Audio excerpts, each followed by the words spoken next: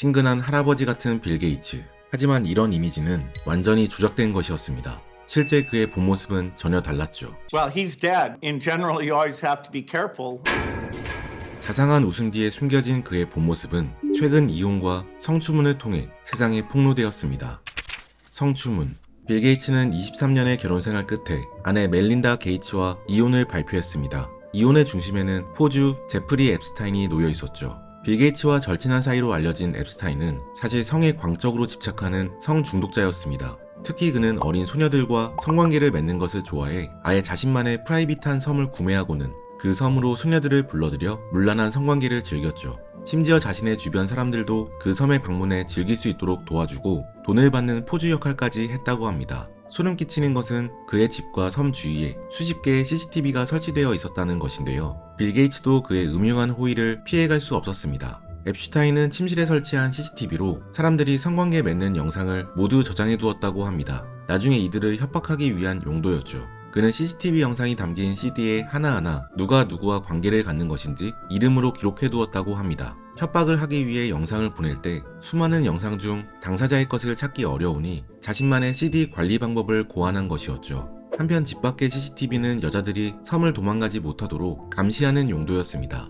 일부 피해 여성들이 섬을 탈출하려고 시도했지만 그때마다 CCTV로 감시하던 앱스타인이 자신의 위치를 찾아내 다시 집으로 끌고 갔다고 밝혔죠. 그가 사람들을 조종하는 방식은 화면에 보이는 사건의 진술서에 자세히 담겨 있습니다. 판비치 경찰서에서 기록한 사건의 경과를 함께 살펴보시죠. 앱스타인의 성매매 수법은 시작부터 사기에 가까웠습니다. 우선 그는 최대한 많은 여자아이들과 관계를 즐기기 위해 다단계 방식을 도입했습니다. 한 소녀가 다른 소녀를 자신에게 데려오면 소개를 해준 아이에게도 돈을 지급하는 방식이었죠. 그 방식으로 그는 수많은 여자아이들과 성관계를 맺을 수 있었습니다. 앱스타인은 항상 동일한 방식으로 아이들을 꿰어내었다고 합니다. 그는 자신에게 마사지를 해주면 200불에서 300불의 돈을 주겠다며 아이들을 자신의 집으로 불러들였습니다. 처음에는 성적인 관계라는 것을 전혀 밝히지 않았죠. 그리고 자신의 집에 아이들이 발을 들이면 방으로 불러 마사지를 해달라고 했습니다. 그는 나체인 상태였고 종종 상대도 옷을 벗으라고 명령했죠. 앱스타인의 집에 끌려온 아이들은 올바른 선택을 내릴 수 없는 환경에 처한 아이들이 대부분이었습니다. 이들은 이전에 성적 피해를 당한 트라우마가 있거나 혹은 매우 가난하여 돈이 절박한 환경에 있었고 대부분의 아이들이 18살 미만으로 어떤 게 올바른 결정인지 판단하기 어려운 나이였죠. 피해자들은 앱스타인의 방에 갇힌 상태였기 때문에 그가 쉽게 자신을 제압할 수 있을 거라 생각했다고 합니다. 그 방을 빠져나가기 위해서는 앱스타인의 비위를 맞춰 그가 원하는 걸 빨리 들어주는 것이 최선이라는 생각이 들었다고 하죠. 이후 앱스타인은 자신을 애무하라고 시키거나 피해자들에게 성인용품을 갖다 대고 강제로 관계를 가졌다고 사건 진술서에 기록되어 있습니다. 성중독자 제프리 앱스타인이 어떻게 세계 최대 갑부 중 한 명인 빌 게이츠와 가까워질 수 있었을까요? 사실 제프리 앱스타인의 이력은 철저히 거짓으로 이뤄져 있었습니다.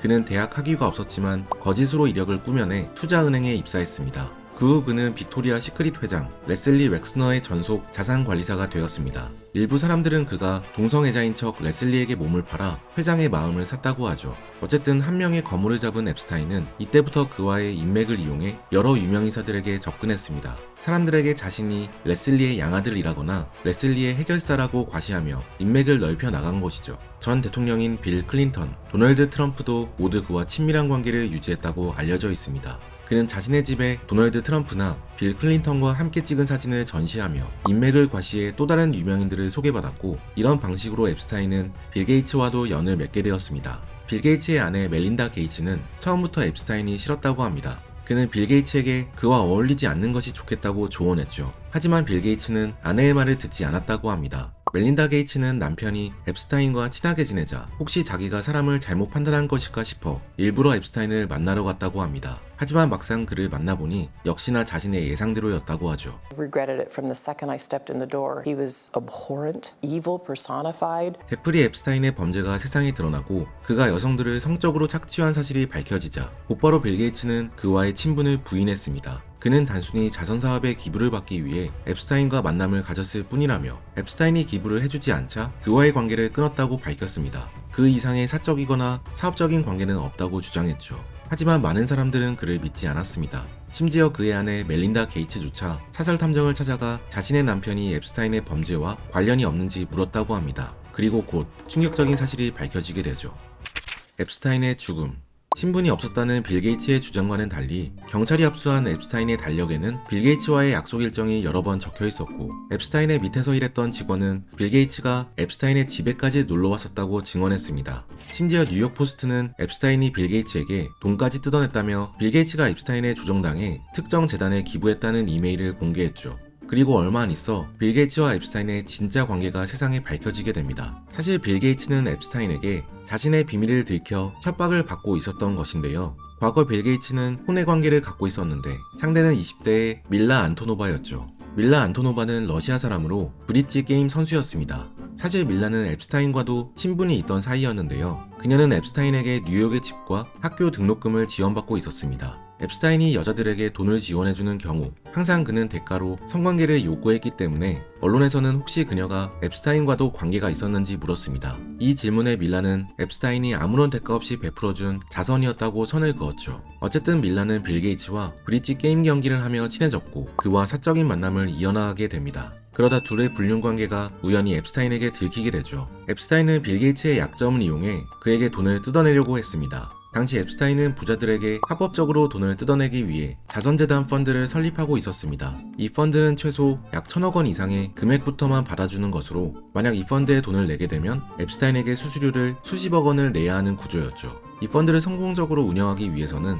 세계 최대 갑부 빌 게이츠의 자금을 모으는 것이 필수적이었습니다. 하지만 빌 게이츠는 거부했고, 그러자 앱스타인은 빌 게이츠에게 자신이 밀라에게 지불한 등록금을 돌려달라고 메일을 보냈습니다. 이건 그가 빌 게이츠와 밀라의 불륜 관계를 알고 있다는 것을 암시하는 협박 메일이었죠. 사실 빌 게이츠의 불륜은 밀라가 처음이 아니었습니다. 앞서 그는 자기 회사 직원과도 불륜 관계를 유지해 논란이 된 적이 있었죠. 마이크로소프트 엔지니어였던 여성 직원은 자신이 수년간 빌 게이츠와 불륜 관계를 지속했다는 메일을 보냈습니다. 그 이메일에는 빌 게이츠의 아내 멜린다가 그의 불륜을 알 수 있도록 자신의 편지를 읽게 해달라고 부탁하는 내용도 함께 적혀 있었죠. 이 메일은 큰 파장을 일으킵니다. 이메일이 폭로되자 곧바로 빌 게이츠는 자신의 불륜 사실을 인정했습니다. 다만 불륜은 약 20년도 더 전의 일이며 불륜 관계는 우호적으로 끝이 났다고 주장했습니다. 어쨌든 빌 게이츠는 이 사건 이후 마이크로소프트의 이사회에서 내려왔습니다. 그리고 자선 사업에 더 힘을 쏟을 것이라며 자숙 기간을 갖는 듯 회사에 나오지 않고 언론을 피했죠. 사기꾼 앱스타인의 최후는 어떻게 되었을까요? 그는 미성년자 성매매로 경찰에 체포되었습니다. Sexually attracted to underage minor female. Are you kidding? 하지만 얼마 뒤 감옥에서 그가 죽고 사건이 서둘러 종결되자 일부 미국 시민들은 크게 분노했습니다. 24시간 죄수들을 감시하는 교도소에서 누군가 사주한 것이 아니냐 의심이 쏟아졌죠. 그의 죽음에 대해 빌 게이츠는 차갑게 대답했습니다. Is there a lesson? Well, he's dead. In general, you always have to be careful. 무성의한 그의 인터뷰에 사람들은 분노했고 결국 해당 PBS 영상의 댓글창은 막히게 되죠. 한편 많은 사람들은 앱스타인의 죽음 뒤에 도널드 트럼프가 있는 것 아니냐고 의심하기도 했습니다. 워싱턴 포스트에 따르면 도널드는 앱스타인과 15년 지기 친구다. 그는 나만큼이나 여자를 좋아한다. 특히 어린 여자를 좋아한다고 밝힌 바 있었죠. 사람들은 그가 앱스타인의 성적 취향을 어떻게 알고 있는 것이냐며 둘의 관계를 의심했습니다. 트럼프는 이 논란에 대해 자신이 아니라 전 대통령 빌 클린턴이 앱스타인을 죽였을지도 모르겠다며 클린턴에게 죄를 떠넘겼죠. 사건이 있고 얼마 있지 않아 빌 게이츠와 멜린다 게이츠는 공식적으로 이혼을 발표하게 됩니다. 이혼 후 멜린다 게이츠는 빌 게이츠의 불륜에 대해 묻는 질문에 이렇게 답을 했습니다. That it was multiple affairs. Say anything about that? You know, I think those are questions Bill needs to answer. Okay. 이 인터뷰에서 멜린다 게이츠는 결혼할 때만 하더라도 자신은 검은머리 팥불이 될 때까지 빌 게이츠와 결혼을 유지할 줄 알았다고 답했습니다. 처음 빌 게이츠를 만났을 때만 하더라도 멜린다 게이츠는 그의 순수함을 믿었던 것이죠. 순수한 야망가. 젊은 시절의 빌 게이츠는 성공밖에 모르는 야망가였습니다. 빌 게이츠는 1955년 부유한 가정에서 태어났습니다. 아버지는 성공한 변호사였고 어머니는 은행의 간부였죠. 그의 부모님은 빌 게이츠가 아버지의 직업을 이어받아 변호사가 되기를 희망하였다고 합니다. 하지만 컴퓨터에 관심을 가지며 빌 게이츠는 아버지와 다른 길을 걷게 되죠. wanted to be a lawyer, and now I employ thousands of lawyers. 어렸을 때 빌 게이츠는 부모님의 말을 잘 듣는 성격은 아니었다고 합니다. 그는 말도 거의 없었고 혼자서 방에 틀어박혀 지냈죠. 어머니가 거실에서 방에서 혼자 뭐하니? 라고 물으면 생각하고 있어요 라고 답했다고 합니다. 그러면서 엄마도 생각이라는 걸 좀 하지 그래요? 대꾸를 했다고 하죠. 빌 게이츠의 어머니는 자식이라면 응당 부모의 말을 잘 들어야 한다고 굳게 믿었기 때문에 그를 상담사에게 데려갔다고 합니다. 하지만 상담사는 빌 게이츠의 고집을 꺾는 것은 불가능하다며 그를 돌려보냈다고 하죠. 이후 그는 레이크 사이드 스쿨이라는 명문 사립학교에 진학하게 됩니다. 그리고 그곳에서 컴퓨터를 처음 접하게 되죠. 당시는 1960년대 말로 컴퓨터가 상용화된 시기가 아니었습니다. 레이크 사이드 스쿨은 미국에서 컴퓨터를 보유한 몇 안 되는 학교 중에 하나였죠. 이곳에서 빌 게이츠는 자신처럼 컴퓨터에 미쳐있던 폴 앨런을 만나게 됩니다. 폴 앨런은 나중에 마이크로소프트의 공동 창업자가 되죠. 하지만 둘은 처음부터 마음이 맞았던 것은 아닙니다. 폴 앨런은 빌 게이츠보다 2살이나 더 많았고 성격도 매우 달랐습니다. 빌 게이츠는 야망이 컸지만 폴 앨런은 꿈이 작았죠. 어느 날 빌 게이츠는 폴 앨런에게 포춘 잡지를 보여주며 이런 잡지에 오를 정도로 큰 기업을 운영하면 어떨 것 같아? 물었다고 합니다. 폴 앨런은 무심히 모르겠는데? 라고 대답했습니다. 그러자 빌 게이츠는 언젠간 우리가 그런 컴퓨터 회사를 운영할 거야 라며 야망을 드러냈죠. 당시 빌 게이츠는 마음이 맞는 켄트 에반스와 더 친하게 지냈습니다. 둘은 함께 포춘 잡지를 보며 CEO가 되는 건 어떨까? 세상에 어떤 영향을 미쳐야 할까? 고민했다고 하죠. 그렇게 컴퓨터에 관심이 많았던 셋은 레이크사이드 프로그래머 클럽을 만들었고 틈날 때마다 학교에서 키보드를 두드리며 컴퓨터에 대해 알아갔습니다. 학교에서는 이 클럽에 자동 시간표 프로그램을 만들어 달라고 의뢰했고 빌 게이츠와 아이들은 이 프로젝트에 열을 다했습니다. 그러던 어느 날 켄트 에반스가 죽게 되었죠. 프로그램을 개발하느라 밤낮으로 잠도 안 자고 일했던 켄트 에반스는 며칠 뒤 피곤한 몸을 이끌고 등산에 갔다가 산에서 발을 헛디뎌 굴러 떨어진 것이었습니다. 한순간의 사고로 친구를 잃게 된 빌 게이츠는 매우 슬퍼했다고 합니다. 그의 장례식 날 울던 자신을 학교 선생님이 달래준 게 생각난다며 30년이 지났지만 아직도 켄트의 전화번호를 기억하고 있다고 했죠. 그는 켄트 에반스가 살아있었다면 그도 함께 마이크로소프트의 창업자가 되었지 않았을까 생각한다고 합니다. 빌 게이츠는 좌절했지만 켄트 에반스와 함께 꿈꿨던 것을 혼자서라도 이뤄야겠다고 다짐했죠. 이후 빌 게이츠는 하버드 대학교에, 폴 앨런은 워싱턴 주립대학교에 진학하게 됩니다. 둘은 학교가 달랐지만 종종 연락을 하고 지냈죠. 그러던 어느 날 폴 앨런은 잡지 커버에서 엘테어 8800 사진을 보았습니다. 엘테어 8800은 세계 최초의 상업용 퍼스널 컴퓨터이죠. 이 사진을 본 폴 앨런은 바로 빌 게이츠에게 전화를 걸었습니다. 앞으로 미래에는 컴퓨터가 기관이나 기업뿐만 아니라 가정에도 널리 보급되리라 예측했고 빌 게이츠와 함께 개인용 컴퓨터를 위한 소프트웨어를 개발하고 싶었던 것이죠.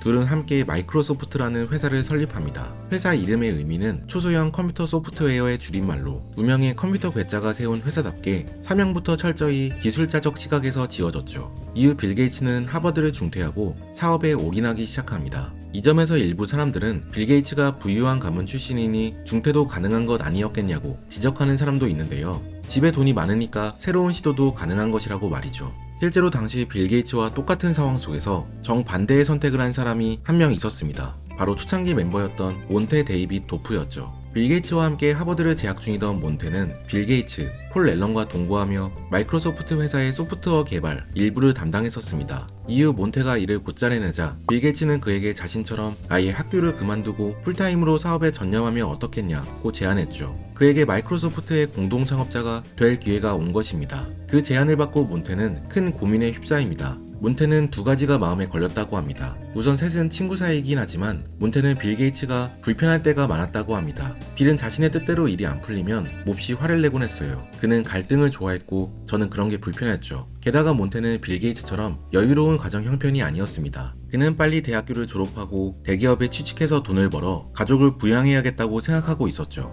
고민 끝에 몬테는 마이크로소프트를 떠나 다시 학교로 돌아가기로 결정합니다. 이후 그는 프로그래머의 길을 걸었죠. 시간이 흘러 빌 게이츠가 갑부가 되었을 때 언론은 몬테를 찾아가 혹시 그때의 결정을 후회하지는 않느냐고 물었습니다. 몬테는 가끔 그때를 회상하며 계속 남아있었더라면 어땠을까 생각하긴 하지만 현재의 자신에 만족한다고 솔직하게 대답했죠. 현재 그는 프리랜서로 소프트웨어 컨설팅을 하며 지내고 있습니다. 반면 비슷한 상황에서 기회를 잡은 사람도 있었는데 빌 게이츠는 하버드대 재학 당시 스티브 발머라는 친구와 룸메이트였습니다. 그때 친하게 지낸 둘은 빌 게이츠가 중퇴하고 나서도 종종 전화통화를 하며 연을 이어나갔죠. 스티브는 하버드대를 최우수로 졸업하고 P&G에 입사했다가 퇴사 후 스탠포드 비즈니스 스쿨에 진학합니다. 그렇게 스티브가 MBA 수업을 듣고 있었는데 어느 날 빌 게이츠가 여름방학 동안 회사에서 일해보지 않겠냐 제안했다고 합니다. 처음에 스티브 발머는 특별한 직위 없이 빌 게이츠의 비서처럼 일을 시작했습니다. 빌 게이츠에게 밥을 차려주고 그릇을 닦는 것부터 시작했죠. 경영자적 시각을 가지고 있었던 스티브 발머는 기술자적 시각이 강했던 빌 게이츠와 폴 앨런에게 꼭 필요한 사람이었습니다.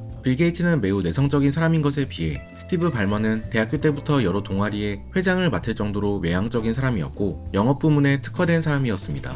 빌 게이츠는 그의 잠재력을 알아보고 학교로 돌아가지 않고 정식으로 회사에서 일하는 게 어떠냐고 제안했죠. 빌 게이츠는 스티브에게 연봉 5만 불과 인센티브 10%를 제안했다고 합니다. 그가 벌어들인 수익 중 10%를 연봉에 더해주겠다는 것이었죠. 화려한 이력을 지닌 스티브 발머는 당시에도 많은 회사의 제안을 받고 있었습니다. 그는 전통적인 길과 리스크를 택하는 것에서 갈등했죠. 그때 빌 게이츠는 스티브 발머를 이렇게 설득했습니다. 우리는 곧 모든 가정집의 모든 책상 위에 컴퓨터 하나씩을 놓을 거야.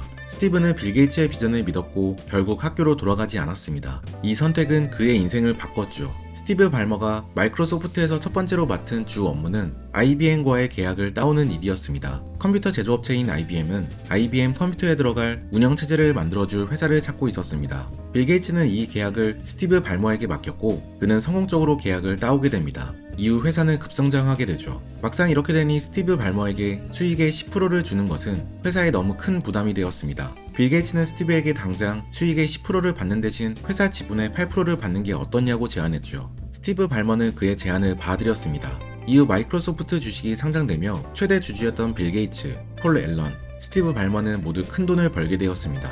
빌 게이츠는 이를 통해 최연소 자수성가 억만장자로 등극했죠. 이해 빌 게이츠는 폴 앨런과 함께 레이크 사이드 스쿨에 약 30억 원 정도를 기부했습니다. 명패에는 친구이자 탐험가 동료였던 켄트를 기념하며 라고 쓰여 있었죠. 마이크로소프트를 선택한 스티브 발머도 큰 돈을 벌어들였는데요. 마이크로소프트의 24번째 직원이 된 그는 심지어 초창기 받았던 주식을 거의 팔지 않고 가지고 있어 2024년 빌 게이츠의 뒤를 이어 전세계 8위 부자에까지 이름을 올리게 됩니다. 어린 나이에 큰 돈을 벌게 된 셋. 하지만 이들의 이면에는 냉혹한 아픔이 자리잡고 있었습니다. 최악의 리더. 빌 게이츠는 스스로를 돌아보며 자신이 악몽 같은 리더였다고 평가했습니다. 회사에 자신의 인생을 갈아넣었던 빌 게이츠는 직원들도 자신처럼 일하기를 바랐죠. 그는 바쁘면 샤워도 하지 않고 옷도 갈아입지 않은 채로 일했다고 합니다. 그에게는 주말도 휴일도 없었고 다른 직원들도 자신처럼 주말에 출근하는지 회사 주차장을 돌며 감시했죠.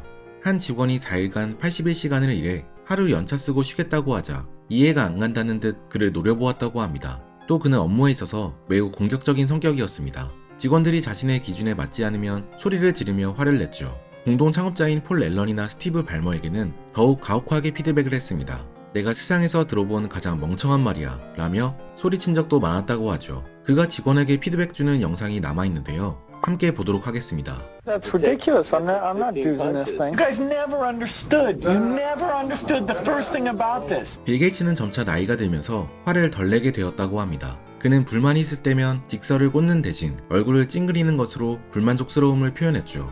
어쨌든 빌 게이츠의 공격적인 성격을 감내해야 했던 폴 앨런은 점차 마음이 다쳤다고 합니다. 둘은 시작이 친구였기 때문에 경영이나 기술적인 문제 외에 사소한 문제로도 자주 다퉜습니다. 예를 들어 체스를 하다가도 빌 게이츠는 화를 내며 체스판을 엎어버리기도 했죠. 점차 이들의 관계가 악화되면서 앨런은 근무 시간을 줄여나갔습니다. 그런 갈등을 겪던 도중 앨런은 자신의 건강이 예전 같지 않다는 것을 깨닫게 됩니다. 처음에는 목이 자꾸 간지러웠는데 점차 밤에 다량의 땀을 흘리게 되어 이상한 마음에 그는 병원을 찾았죠. 의사는 그가 호지킨 림프종이라는 백혈구 암에 걸렸다고 말했습니다. 당시 그의 나이 29세의 일이었죠. 다행히 암이 초기에 발견되었기 때문에 그는 목숨을 건질 수 있었지만 이 사건으로 그는 자신의 인생을 재조명하게 되었다고 합니다. 특히 그는 앞으로 자신의 인생이 얼마나 남아있을지 모르겠지만 행복하게 살아야겠다고 다짐합니다. 그러면서 점차 마이크로소프트 회사에 손을 떼게 되었죠. 빌 게이츠는 이런 폴 앨런의 모습을 탐탁지 않게 여겼습니다. 자신과 직원 모두 하나의 목표를 위해 달리는데 나태해진 폴 앨런을 이해할 수 없었죠. 어느 날 그는 스티브 발머를 불러 폴 앨런의 지분을 낮추는 것을 모의했습니다. 폴 앨런은 우연히 사무실을 지나가다 둘의 작당 모의를 엿듣게 되죠. 그는 너무 화가 난 나머지 벌컥 사무실 문을 열고 들어가 미친 거 아니야? 이게 네 인성이구나 외쳤다고 합니다. 그리고 폴 앨런은 회사를 관두게 되죠.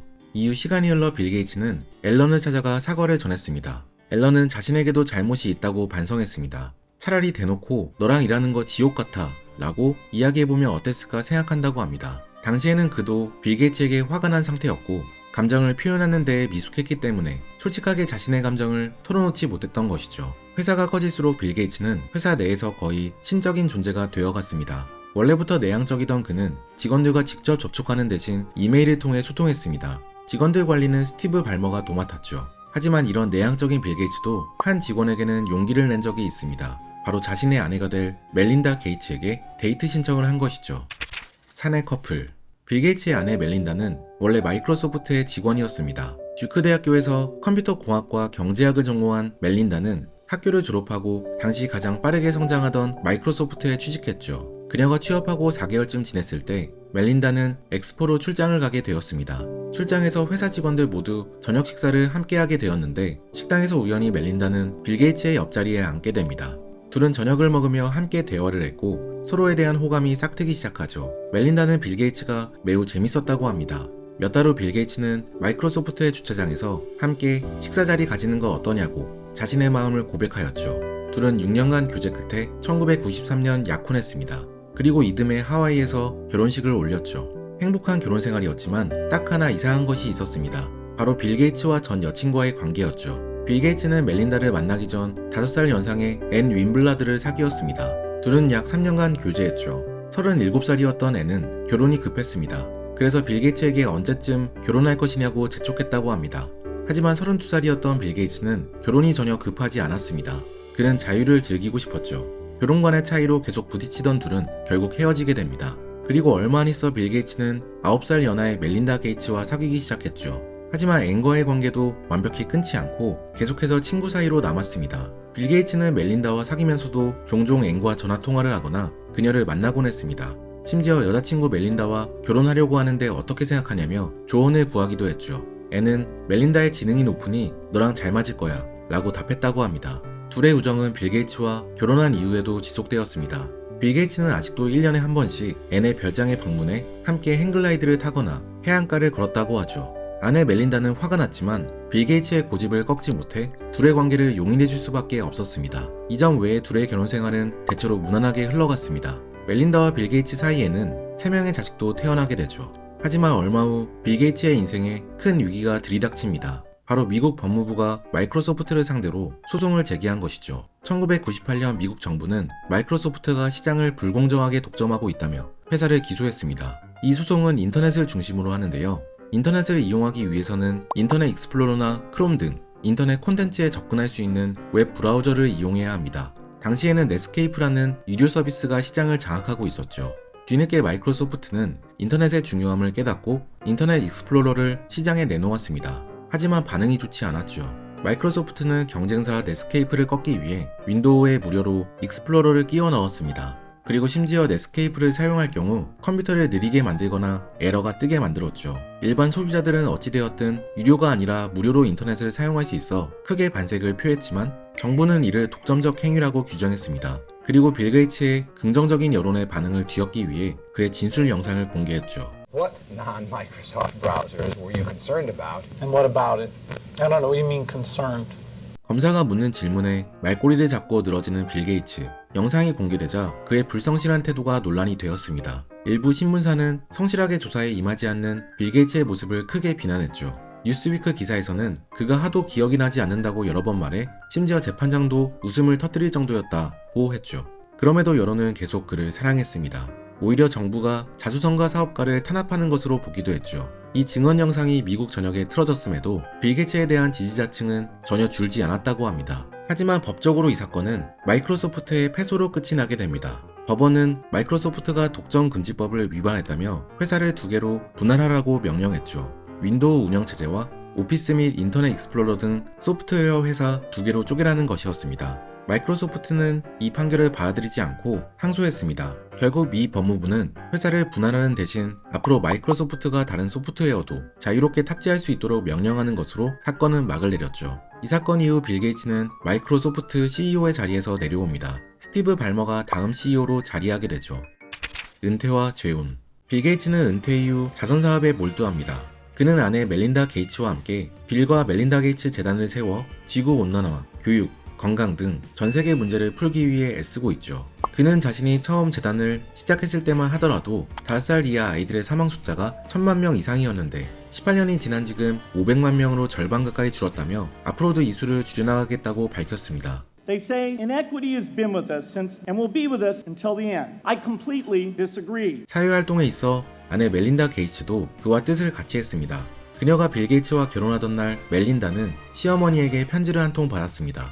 편지에는 많은 것이 주어진 사람에게는 많은 책임이 기대되는 법이란다 라고 쓰여 있었죠. 멜린다 게이츠는 이 말에 공감했고 그녀 역시 재단 일을 열심히 도왔습니다. 심지어 남편과의 이혼을 고민할 때도 멜린다는 앞으로 재단의 방향을 고민했다고 합니다. 그녀는 고민 끝에 빌과 멜린다 게이츠 재단에서 나와 새로운 재단을 설립하겠다고 발표했죠. 한편 빌 게이츠는 멜린다와 이혼 후 새로운 여자친구를 사귀고 있습니다. 바로 전 오라클 기업 CEO의 아내였던 폴라 허드이죠. 그녀는 남편 마크 허드가 2019년 암으로 세상을 떠난 뒤 슬픔에 빠져 있었습니다. 이후 시간이 흘러 빌 게이츠와 교제를 시작했죠. 둘은 현재 언론에 함께 모습을 보이며 공식적으로 연애를 인정했습니다. 빌 게이츠는 쉬는 시간에 여자친구와 여행을 하거나 책을 읽으며 남은 여생을 즐기고 있죠. 지금까지 책드 폭행이었습니다.